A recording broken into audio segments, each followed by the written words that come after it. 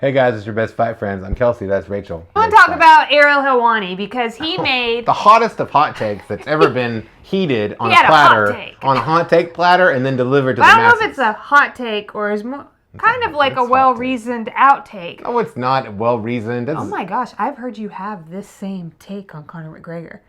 That's We've not said true. it on this show before. We have talked about. Here, okay, let's. I defined Ariel's hot take. Ariel's take was that Conor McGregor is one of the most underrated fighters out there in UFC history. That's what he said. And he gave a reason for that. That doesn't make sense to me, so I don't think that I would have said something like that. Helwani is saying that because all this other stuff comes with Conor McGregor, like arriving to Yas Island on a yacht, that his skills get overlooked, and thus he is underrated. Well, that's what Daniel Cormier said.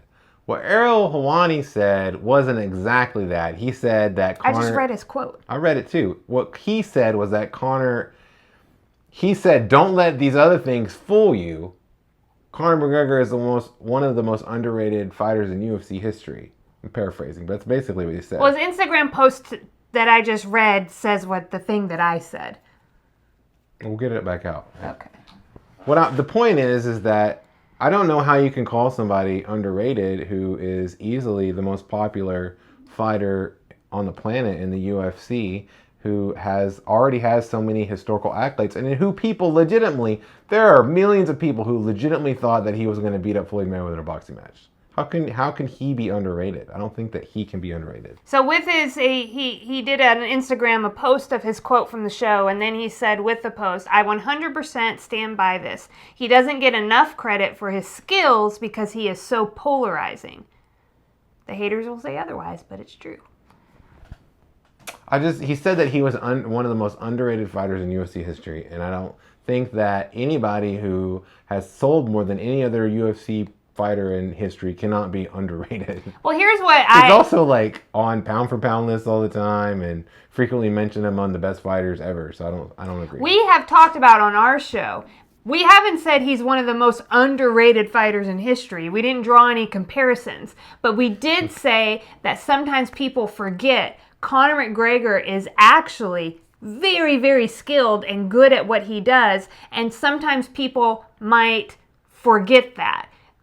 And so that's where I think I agree with Ariel, is that sometimes because Conor McGregor says things that like just make people like call him a piece of human garbage, gets involved in altercations, is on a yacht, buying a $2 million watch and showing it off. Like all of this stuff you can kind of forget, well, hey, he's actually really, really good inside the cage. And I think people are reluctant to say, hey, Conor McGregor is one of the best UFC fighters out there. I don't know. I think it's easier for them to look at other current fighters right now in the sport and talk about their skill. But whenever we move to Conor, it's like all this other stuff. Yeah. Ultimately, it doesn't matter. Conor McGregor is the best-selling UFC pay-per-view fighter in history. Like I said, he's one of the only 4 champs, the first ever champ, one of only 7 that have won titles in more than one weight class in the UFC.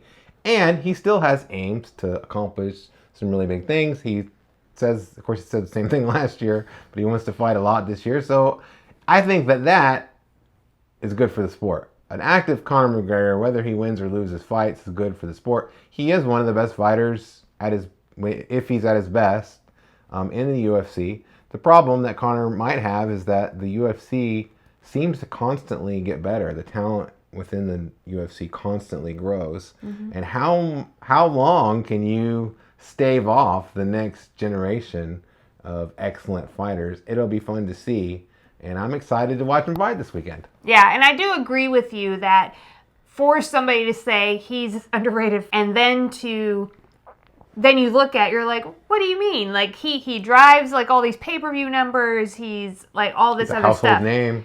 He's a household name. You can do these big crossover fights. Like everybody, like I can go out in the street and like say Conor McGregor's name and people know who he is. I think you could say legitimately he's an underrated boxer. I think that he was good, like a better boxer than people thought he was.